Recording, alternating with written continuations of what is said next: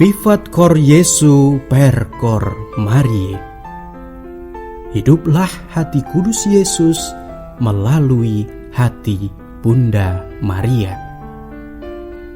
Sahabat yang terkasih dalam hati kudus Yesus, salam jumpa dalam resi renungan singkat Dehonian hari ini. Mari kita persiapkan hati kita untuk mendengarkan sabda Tuhan dalam resi hari ini. Semoga hati kudus Yesus selalu merajai hati kita semua.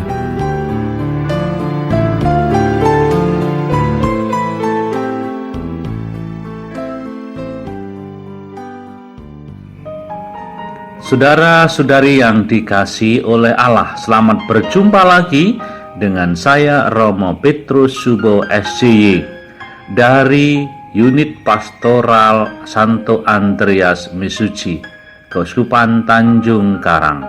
Kita berjumpa dalam resi renungan singkat Dehonian, edisi 19 Februari 2017. Mari kita dengarkan sabda Tuhan yang akan diambil dari Injil Matius bab 5 ayat 38 sampai 48. Dalam khotbah di bukit, Yesus berkata kepada murid-muridnya, "Kamu telah mendengar bahwa dulu ada ungkapan mata ganti mata, gigi ganti gigi. Tetapi aku berkata kepadamu, janganlah kamu melawan orang yang berbuat jahat kepadamu. Sebaliknya, bila orang menampar pipi kananmu, berikanlah juga pipi kirimu. Jika orang hendak mengadukan engkau karena mengingini bajumu, serahkanlah juga jubahmu. Jika engkau dipaksa mengantarkan seseorang berjalan sejauh 1 mil, berjalanlah bersama dia sejauh 2 mil. Berikanlah kepada orang apa yang dimintanya, dan jangan menolak orang yang mau meminjam sesuatu daripadamu. Kamu telah mendengar firman, kasihilah sesamamu manusia, dan bencilah musuhmu. Tetapi aku berkata kepadamu, kasihilah musuh-musuhmu, dan berdoalah bagi mereka yang menganiaya kamu. Karena dengan demikian kamu menjadi anak-anak Bapamu yang di surga. Sebab ia membuat mataharinya terbit bagi orang yang jahat dan juga bagi orang yang baik. Hujan pun diturunkannya bagi orang yang benar dan juga bagi orang yang tidak benar. Apabila kamu mengasihi orang yang mengasihi kamu, apakah upahmu? Bukankah pemungut cukai juga berbuat demikian? Dan apabila kamu hanya memberi salam kepada saudaramu saja, apakah lebihnya dari perbuatan orang lain? Bukankah orang yang tidak mengenal Allah pun berbuat demikian? Karena itu haruslah kamu sempurna, sebagaimana Bapamu yang di surga sempurna adanya. Saudara-saudari yang dikasihi oleh Allah, kita adalah makhluk sosial. Artinya, kita tidak bisa hidup sendiri, melainkan kita hidup mesti bersama dengan orang lain. Kita membutuhkan orang lain, dan orang lain juga membutuhkan kita. Dalam hidup bersama itu, kita diundang oleh Allah untuk memberikan dasar adalah kasih. Dan kasih itulah yang mestinya menjadi dasar bagi kehidupan kita. Kita diajak untuk mengasihi siapapun juga, termasuk musuh-musuh kita. Membantu permenungan ini ada sebuah kisah. Di suatu daerah, hidup seorang petani yang ingin pergi menderes di ladang karetnya. Dan di tengah perjalanan dia dihadang oleh perampok. Dirampas motornya.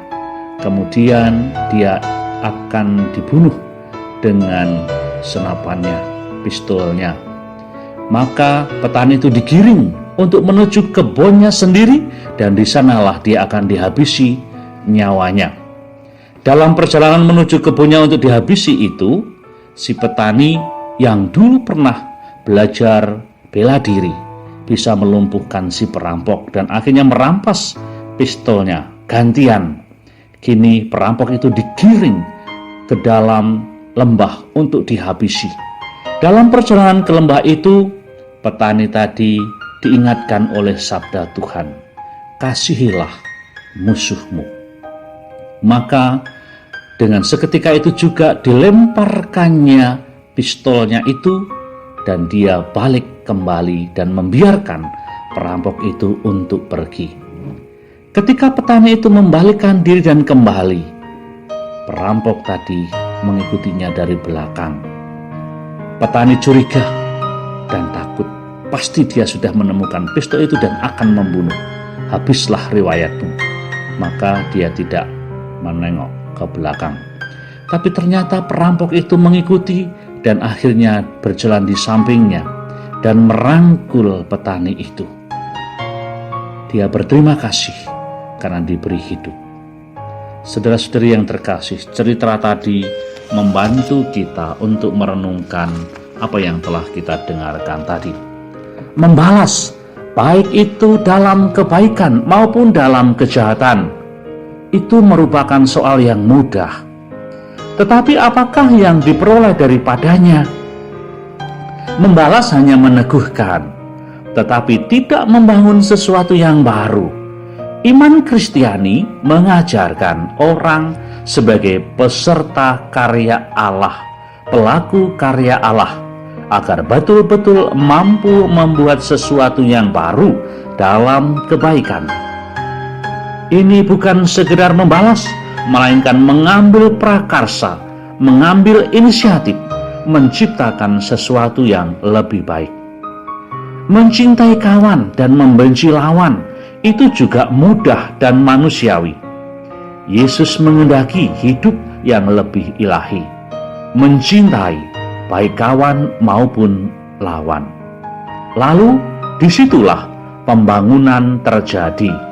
Ada pembaruan hidup seperti yang Tuhan inginkan bagi kita. Mencintai musuh merupakan cinta yang sejati, cinta Kristiani. Itulah cinta yang diwartakan Yesus seperti yang kita dengar dalam Injil tadi.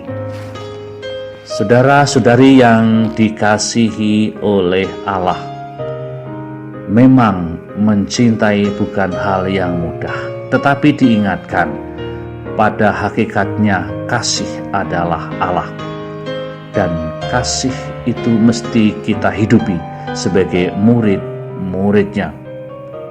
Kasih Kristiani tidak terbatas pada aturan-aturan saja, tetapi harus berani membela kemanusiaan yang ada.